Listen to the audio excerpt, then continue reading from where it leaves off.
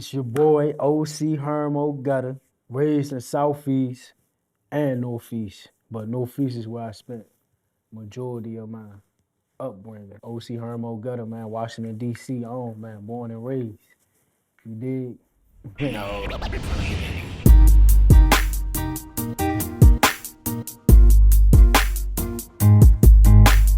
It's somewhere in this world was a little boy that could relate to what I went through growing up. Father locked up, my father had life in prison, my mother was on drugs. I want them to take that from my music and see like, damn, I could be better than this. That's a phase through your life. Anything I did growing up in the hood was just a phase. I never looked at it like this what I want to do for the rest of my life. Mama love lasts longer than hate. Ever since I was a kid, I knew I'd be great. I starved when I watched niggas go eat off their plate. Try to put your feet in my shoes and niggas a break. And my mother always told me, hate is a strong word and always love, man. You know what I'm saying? Ever since I was a kid, I just felt like couldn't nothing happen to me. I just felt like I was protected. And I think that's God. And niggas can't put their feet in my shoes. I say that because I feel like it's everybody go through things. And what you going through is somebody going through something worse than your situation. Plenty nights riding kites, felt like I was alone. When I called in the world, nobody answered the phone. Rock told me keep hope alive, pray to God you be home. Got stabbed in the back so many times my heart turned chrome. Baby mama did me wrong, so I dissed her in songs. Sons old enough to know what's going on in they home. When I was just locked up, I was going through a lot, man. I lost everything, my apartment, my car, my money, commissary, lawyer. So I'm just feeling alone, you hear me? You might call home, nobody answer the phone.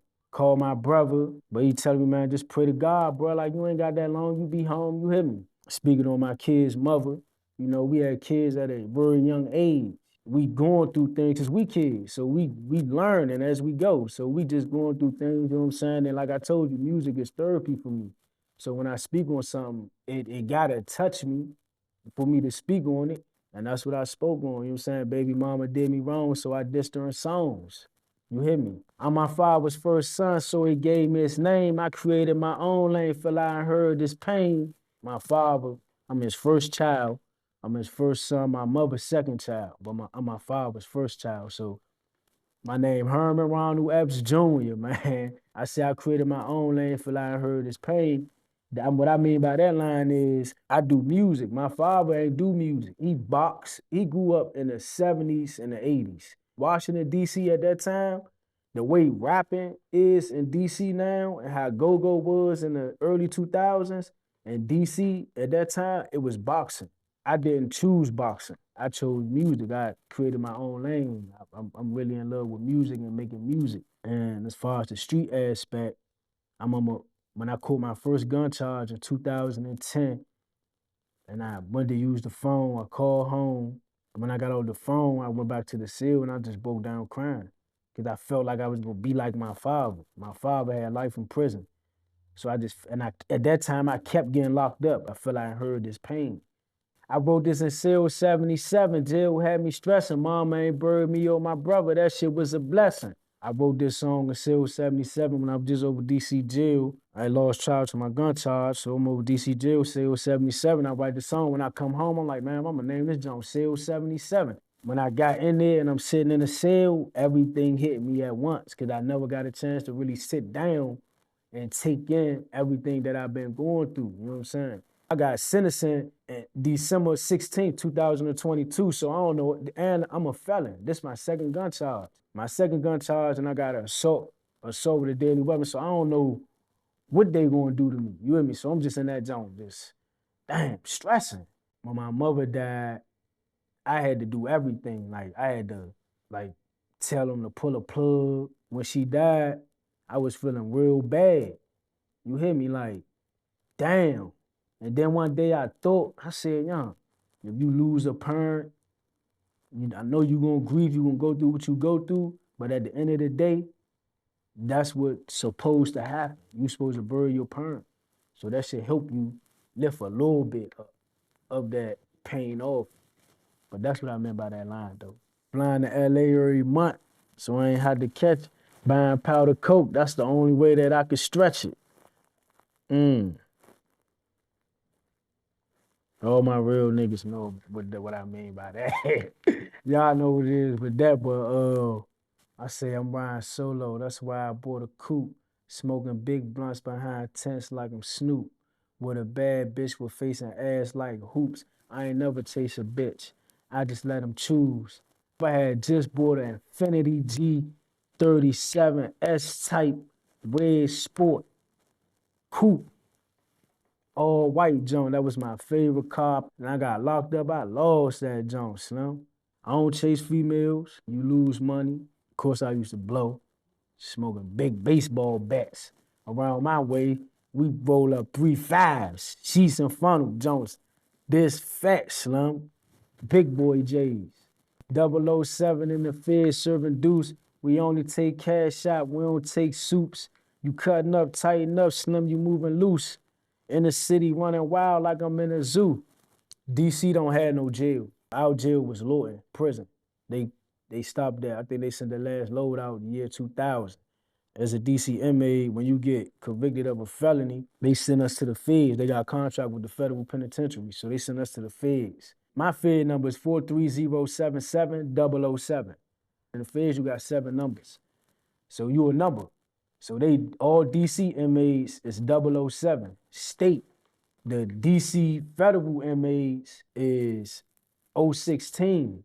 The older federal inmates is 000. A little before my generation on up, we all 007s. Like from the Lawton all the way up, we 007. And in the jail, niggas be wanting to trade, niggas want to buy certain stuff with soups.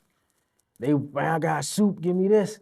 I got soup, man. You got something for me? Soup? Nah, I don't take soup. Send it to the cash shop. When I say tighten up, Slum, you cutting up like niggas be in there getting high, milking their peoples for money. You hear me? You just like cutting up. You need to tighten up. Like you cutting up, man. You just like moving sloppy. Just running wild in the city like I'm a zoo. Like I'm in a zoo. You hear me? That's how I was before I just came home, man. When I was just locked up and I'm looking back, I'm like, damn, I was just out that junk. Wow. I'm in my Infinity. I got an ounce of heroin in my drawers. I got an ounce of coke, dubs of coke. I got 3 pounds in the trunk. I got a pound in the book bag in the back seat. I get on Pennsylvania Avenue going towards Suitland. PG pulled me over. The police officer come to the window. I rolled the window down. I wasn't even smoking. I rolled the window. He like, man, your window's too dark. I'm like, yeah, I know. I just bought the car like this, man. I just rolled the window down. He like, yeah, you gotta take them tents off and get some lighter tents. I'm like, all right. I'm like, I'm gonna do that. He like, yeah, I'm gonna just give you a warning. And gave me a warning. Everything I've been through, I rap on instrumentals. Therapy for mental. Check my credentials. Fuck with my fam without thinking I in you. No, I ain't God, but to the heavens I send you. So everything I go through, I put it on these instrumental beats. I put it down because that's my therapy. That's my way of escaping my brain, my mind. You hear me? Check my credentials, like hard working, been around. You hear me? And I ain't just speaking on OC Hermo right now. I'm speaking on hard working in DC, Washington, DC, that alone. No, hard working entertainment, hard working criminals was the first name. Hard working entertainment when we LLC the company. And when I say fuck with my fam, without thinking I and you like my family, I love my family. So I'm like, every man should. You love your family. Fuck with my family, I will crash out.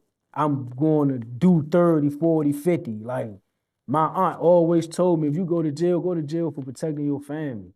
And stop going to jail for this little dumb stuff.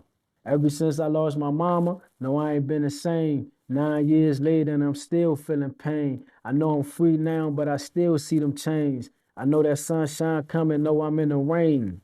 Ever since I lost my mother, man, I ain't been the same, Slim. I be trying to figure it out like, damn, man, what's wrong? Like, I need therapy, Slim. That's why I say the music is my therapy. But sometimes I be feeling like I need to realize, sit down with somebody and really talk to somebody. And 9 years later, I'm still feeling pain. Like sometimes it's 9 years later. Sometimes I find myself thinking about my mother. I might shed a few tears. Now that I'm free, like I still see the change. Like now that I'm home from jail, sometimes I can see myself like going backwards. So I try to keep myself busy. And the sunshine, walking through the rain, Even though I'm in the rain, I still can see the sunshine, you feel me? No matter how hard the struggle is, you gotta know at the end of the road, Slim, it's some light right there, you feel me? No matter how dark it get, it's some light right there, you feel me? The last convo I had with my pops, it broke my heart. When he died, I cried, but the pain it never stopped. And I took my shahada, I know he proud of my op. Alhamdulillah, we giving praise to Allah. For my father died. My father died 2019. Before he died, I was going through some stuff. So me and my father, we got on the phone, we on the phone talking. We just basically talking about my mother, like things that me and my brother and sister went through as kids. He wasn't there, it affected us. My mother doing the best she could do and just not being able to get through what she was going through and what she went through as a child. But we got in a bad argument, real bad argument. Boom, hang the phone up. 2 days later, he died. My brother called me like, yeah, you ain't hear what happened to Dad? I'm like, wait, like, man, he died, man. I feel like my heart just dropped. And I didn't even get a chance to apologize to him. That's why I say, when Pops died, it broke my heart. When I cried, it's like the pain, it never stopped. Since I was 14, since I was like 13, 14, my father been trying to get me to become Muslim. I supposed to took my Shahada when I was like 13 years old. My first Muslim name was Sadiq, that means truthful. On this prison bed that I just came home from, I took my Shahada. You know what I'm saying? I'm glad I did it on my terms. You know what I'm saying? I read the Quran, I read the Bible, I did some research, studying. I felt like Islam was the way for me. I know he proud that I'm up. You know what I'm saying? Alhamdulillah, we giving praise to Allah, the most graceful, most merciful, only God, God of the universe. You know what I'm saying? So that's what I mean by that. I started writing music to guerrilla warfare. I wrote my first song to Get Out the Way. I think that's like track 7 or 8 on guerrilla warfare.